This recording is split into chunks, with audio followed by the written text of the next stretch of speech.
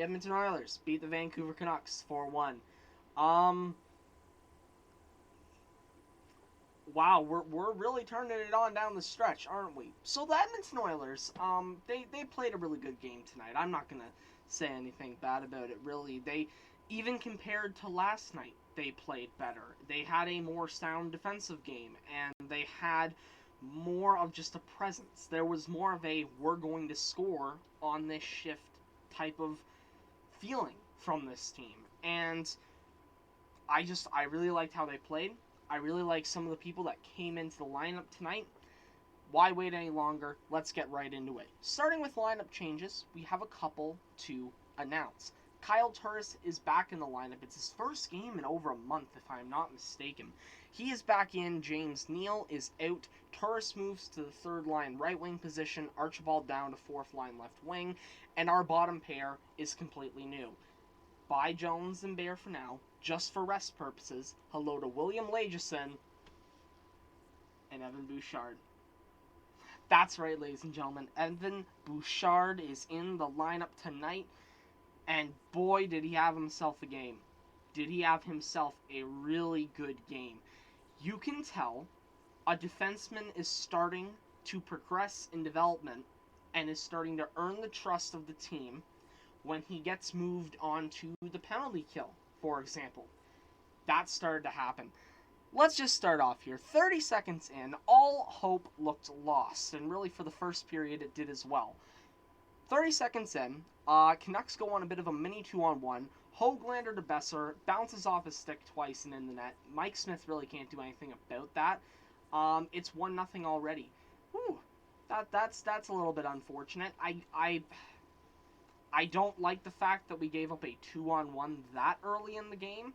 I cannot blame the goal on Smith because of the weird bounce.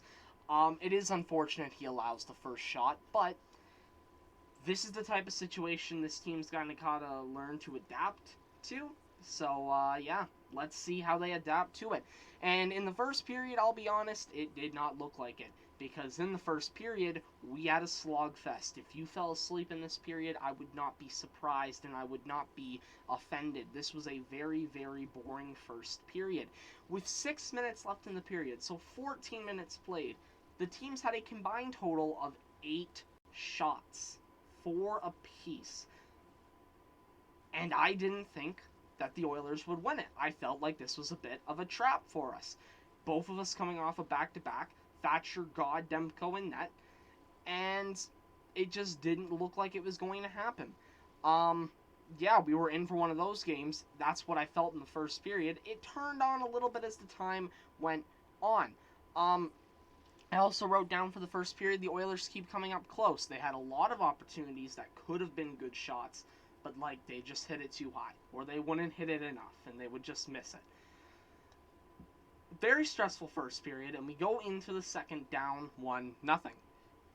And I write down here, Oilers losing this one, no puck luck tonight.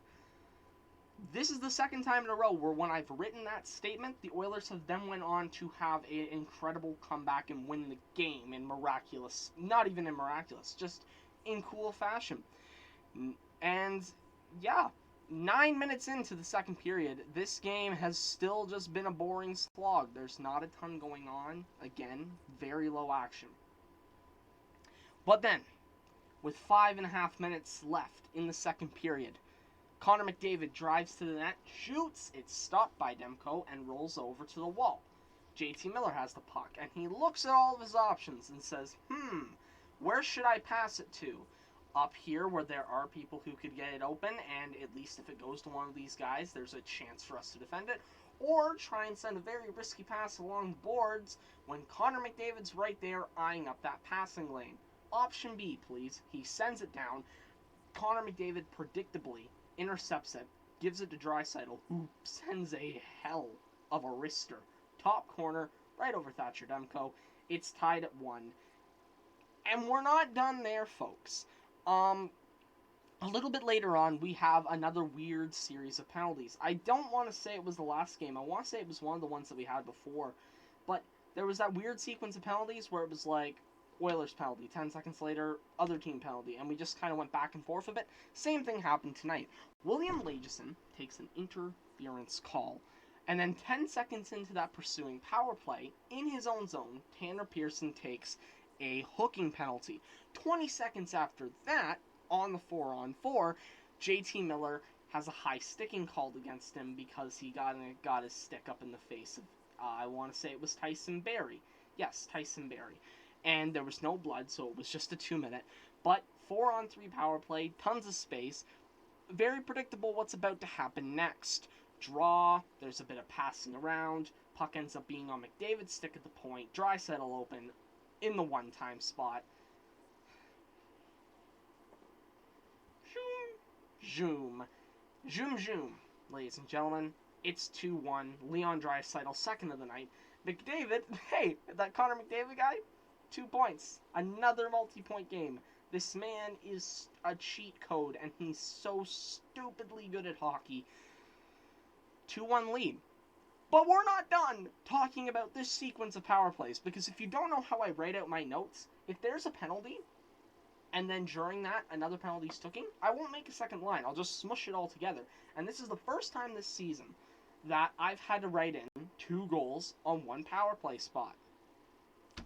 The Oilers' penalty expires. The Lagesson penalty expires. And then they go to the power play. They kind of enter in the zone, do their thing. And then Evan Bouchard gets a pass at the point. And he just kind of throws it. He just kind of shoots it on net. Sorry to do that. I'm just checking to see if the microphone's working and to make sure you're watching. And he shoots it, and it kind of just goes in. And Evan Bouchard makes it a 3-1 hockey game. Sure, why not? So we make both penalties of the Canucks end up paying off for us. That makes us a 2 for 3 on the night after the third period ends up happening. And yeah, 3-1 going into the second. Only other thing to mention, in the last 10 seconds of that second period, very scary moment as Mike Smith lost his stick, as he would many times tonight, he didn't pull an Askarov at the World Juniors, against Team Canada when he would just kind of drop the stick. He didn't do that, especially. What he was doing was he was kind of just throwing it as high as possible. I think he was just trying to see if he could get it over the boards into the netting. But yeah, he was missing a stick a lot, especially in the last 10 seconds of this period where it did look scary. But the Oilers make it out, 3-1 lead, close it out strong in the third. Adam Larsson takes a roughing call, the penalty gets killed. Vancouver, too many men on the ice call. Good pressure and opportunities for the Oilers, nothing comes of it. Larsson then takes an elbowing penalty, killed off. We're now in the latter half of the period. And then, with about 5 minutes left to go, JT Miller makes a pass in the offensive zone, and it kind of just gets chopped at by Chiasson. I think it was meant to go to Hughes at the point. It just kind of just gets by Chiasson. Archibald ends up getting it and going up the ice. He draws the only defender back in. Darnell Nurse left trailing. We all know what happens. Back to Darnell Nurse. He snipes it on net. His 16th goal of the season? He's ridiculous this year. It's 4-1, and at this point, it's probably not going to happen. The Canucks get a 3-on-1, and they don't even complete one pass in the offensive zone on it. It's not even like they shoot it and they miss, or they shoot it and it gets stopped. They didn't even complete a pass on it, so I'd say they flubbed it. Shout out to, I think it was Darnell Nurse as well, who laid down. And then, Nuge takes a slashing call, it gets killed off, and the game ends.